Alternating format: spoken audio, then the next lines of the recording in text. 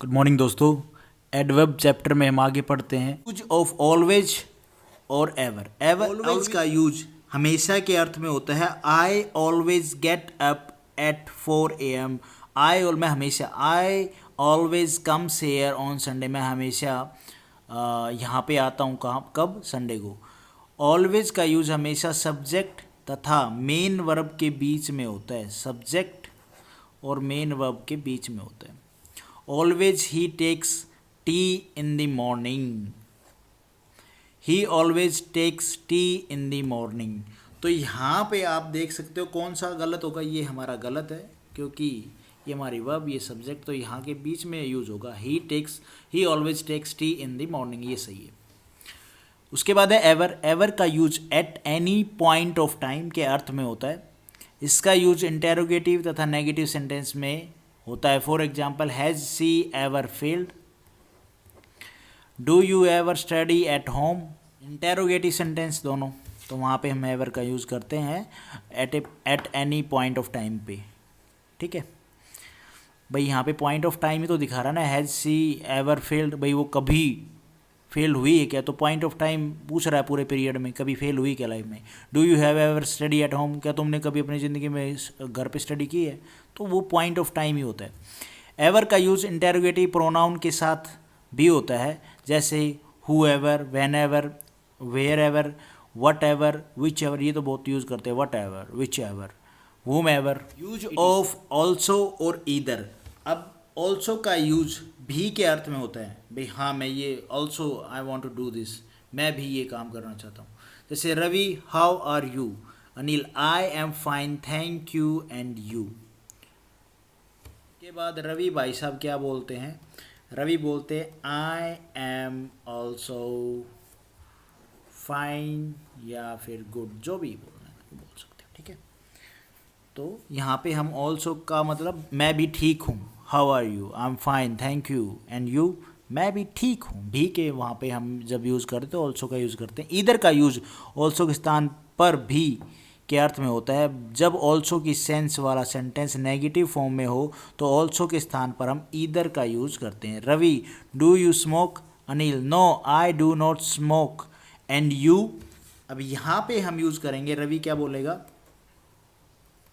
I don't smoke either, क्योंकि ये negative sense, negative form में जब इस सेंस को लिखा जाता है तो हम यहाँ पे ईदर का यूज़ करते हैं। उसके बाद है position of adverbs. Adverbs of manner. Adverb of manner काम, एक्शन के होने के तरीके, मेथड्स को दिखाता है। फॉर एग्जाम्पल, एग्जाम्पल नहीं है, पॉइंट ही है। एडवर्ब ऑफ मैनर का यूज़ मेन वर्ब के बाद होता है। ओके जी, हमारी मेन वर्ब कौन सी है? ये वाली, वॉकिंग। ये हेल्पिंग वर्ब होगी ना। ही वॉज वॉकिंग स्लोली, ये क्या है? हमारी एडवर्ब ऑफ मैनर है। अब थोड़ा इसके बारे में और देखेंगे ना, क्या कोई पॉइंट निकल के आता और भी अच्छे से क्लियर समझा जा सकता है क्या इस पॉइंट को, तो वो देखेंगे आगे आगे। You should give the answer confidently. यहाँ पे आप इस वर्ड को देखो, ये जो वर्ड है ये एडवर्ब ऑफ मैनर है। अब एडवर्ब ऑफ मैनर मैंने ऊपर बताया कि काम के, एक्शन के होने के तरीके को दिखाता है। अब you should give the answer confidently, अब यहाँ पे ये बता रहा है कि आपको कैसे आंसर देना है। यहाँ पे ये बता रहा है ही वॉज वॉकिंग स्लोली, वो कैसे चल रहा है। ठीक है, तो एक्शन का होने के तरीके को बताना वो हमारे क्या होते हैं? Adverb of manner. अब ये तो हमारा मेन वर्ब, ये ऑब्जेक्ट। ठीक है, they beautifully managed it, they manage it beautifully, ये हमारी क्या है? Adverb of manner. आप इन चीज़ों को प्रैक्टिस करके ही थोड़ा सा मतलब क्लियरिफाई कर सकते हैं, नहीं तो थोड़ा सा दिक्कत आने के चांसेस बढ़ जाते हैं। यहाँ पे ये हमारा गलत हो जाएगा क्योंकि adverb of manner, main verb और ऑब्जेक्ट, मैंने आपको बताया ऊपर कि भाई जो एडवर्ब ऑफ मैनर है उसका यूज़ मेन वर्ब के बाद होता है। तो यहाँ पे मेन वर्ब के बाद तो नहीं हुआ ना, ये तो गलत हो गया। ये सही है, दे मैनेज इट ब्यूटीफुली। इस सेंटेंस में आप देखोगे मेन वर्ब तो यही है ना हमारी, इसके बाद ही तो हुआ है। ठीक है, अगर सेंटेंस पैसिव वॉइस का है, अब ये पैसिव वॉइस क्या है ये भी मैं आपको आगे वाला जो चैप्टर है वो उसमें पैसिव वॉइस के बारे में का है, तो एडवर्ब ऑफ मैनर का यूज पैसिव वर्ब के बीच में या पैसिव वर्ब के बाद दोनों जगह हो सकता है, जैसे कि he was badly beaten, he was beaten badly. तो ये दोनों बिल्कुल सेंटेंस हमारे सही हैं, दोनों के दोनों। For example the letter has been written carefully, या इसको हम ऐसे भी लिख सकते हैं the letter has been carefully written, तो वो दोनों सही होंगे, दोनों के दोनों। उसके बाद अगर सेंटेंस में वर्ब, प्रीपोजिशन और ऑब्जेक्ट का यूज है तो एडवर्ब ऑफ मैनर का यूज प्रीपोजिशन के पहले या बाद में दोनों जगह हो सकता है। For example he lives happily with you, तो प्रीपोजिशन विद है, ऑब्जेक्ट एडजेक्टिव और हमारी वर्ब। तो यहाँ पे इसने क्या बोला, ये हमारी एडवर्ब ऑफ मैनर हो गई, ठीक है। तो रूल के हिसाब से इसको यहाँ पे भी यूज़ हम कर सकते हैं। एडवर्ब ऑफ फ्रीक्वेंसी, अब ये क्या है जमेला, देखो एडवर्ब ऑफ फ्रीक्वेंसी एक्शन की बार बारता ये क्या होता है को दिखाता है, जैसे कि always, usually, often, sometimes, occasionally, frequently, generally, near, seldom, hardly, scarcely, rarely, barely, etc. इनका यूज सब्जेक्ट तथा वर्ब के बीच हो सकता है। अच्छा जी, इनका यूज सब्जेक्ट तथा वर्ब के बीच हो सकता है, जैसे कि he always makes mistake, she never does her homework. ये हमारा सब्जेक्ट और ये हमारी वर्ब, तो इनके बीच हो सकता है। उसके बाद है अगर सेंटेंस में to be, verb, auxiliary verb का यूज है तो एडवर्ब ऑफ फ्रीक्वेंसी का यूज टू बी, वर्ब और ऑक्सिलरी वर्ब के बाद होता है। कैसे, I am always free, she is usually sad, she will never come late. तो यहाँ पे आपको देखना है कि भाई जो अगर सेंटेंस में टू बी, वर्ब और ऑक्सिलरी वर्ब का यूज है तो एडवर्ब ऑफ फ्रीक्वेंसी का यूज टू और बी वर्ब या ऑक्सिलरी वर्ब के बाद होता है, ठीक है जी, और इसके बाद होता है, बिल्कुल ठीक है।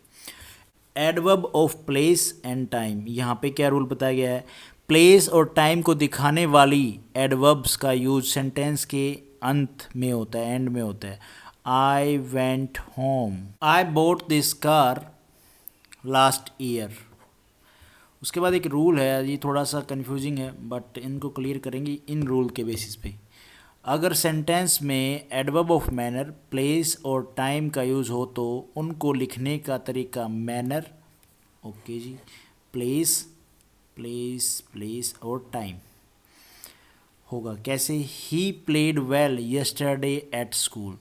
अब भैया स्कूल तो हमारा क्या है, प्लेस है, क्या खेला वो, वेल प्लेड ना, और टाइम हमारा यहाँ पे, तो हम इसको कैसे लिखेंगे, ये हमारा गलत हो जाएगा, इसको कैसे लिखेंगे, he played well at school yesterday, ये हमारा जो तरीका होगा लिखने का ये सही हो जाएगा। यहाँ पे इसने बोला ना प्लेस और टाइम, ईयर क्या है, टाइम दिखा रही है, होम क्या है, प्लेस दिखा रहा, तो इनका यूज़ क्या है, सेंटेंस के एंड में हुआ और कोई बात नहीं है। अगर सेंटेंस में verb of moment go, come, arrive, reach, enter का यूज हो तो एडवर्ब ऑफ प्लेस का पहले यूज़ होगा, एडवर्ब ऑफ प्लेस का पहले यूज़ होगा और फिर एडवर्ब ऑफ मैनर का। I will go to my home place quickly, manner, today, time, ठीक है। ये रूल है, स्ट्रक्चर है, उसके हिसाब से होगा। अगर सेंटेंस में adverb of place, frequency, time का यूज़ एक साथ हो तो सही सीक्वेंस क्या होगी, adverb of place, adverb of frequency और adverb of time, place, frequency और time. I have been to Mumbai this month several times, तो several times in this month. Mumbai क्या हो गया हमारा, प्लेस, सेवरल टाइम्स क्या हो गया हमारी फ्रीक्वेंसी, इन और टाइम फ्रीक्वेंसी हो गई हमारी, और ये हो गया हमारा time, month. Adverb of quantity का यूज सामान्यतः उस वर्ड के पहले होता है जिसकी विशेषता हम बताते हैं। एडवर्ब ऑफ क्वांटिटी की बात करें, every, difficult, quite, right, too bad, ठीक है, तो उस वर्ड के पहले होता है, ठीक है जी, मान लो इस वर्ड के पहले होता है तो वहाँ पे हम इसका यूज़ करते हैं। क्या है, एडवर्ब ऑफ क्वालिटी का यूज़ सामान्यतः उस वर्ड के पहले होता है जिसकी हम विशेषता बताते हैं। बैड कितना, टू बैड। यहाँ पे ये सेंटेंस देखो, ही इज़ फास्ट इनफ, ये बिल्कुल ठीक है। या फिर एक और सेंटेंस ले लेते हैं, यू आर क्वाइट, ये जो लिखा हुआ है क्वाइट राइट, तो वो बंदा क्या है, राइट है, लेकिन कितना राइट है, क्वाइट, बिल्कुल परफेक्ट राइट है। तो ऐसे भी हम इसको रूल को यूज़ करते हैं। रूल यही है कि जो उस वर्ड के पहले होता है जिसकी हम विशेषता बता रहे होते हैं, ठीक है। अब आप सोचोगे यार इनफ की विशेषता बता रहे हैं, ही इज़ इनफ, लेकिन क्या इनफ, फास्ट इनफ। तो आज इतना ही कर लेते हैं। Thank you for watching this video आपको ठीक लगी तो लाइक करना, चैनल पे नए हो तो भाई सब्सक्राइब करना। मानता हूँ थोड़ा सा मैंने जो रूल हैं उनको अच्छे से क्लेरिफाई नहीं किया है, बट जब MCQ प्रैक्टिस करेंगे तब और भी अच्छे से उनको क्लेरिफाई करें। जो भी प्रीवियस ईयर के जो एग्ज़ाम हुए हैं हमारे बैंक के, SSC के, तो उनमें जो क्वेश्चन आए हैं उनके बेसिस पे ये रूल अप्लाई करेंगे और कितने सही से लगते हैं वो देखेंगे।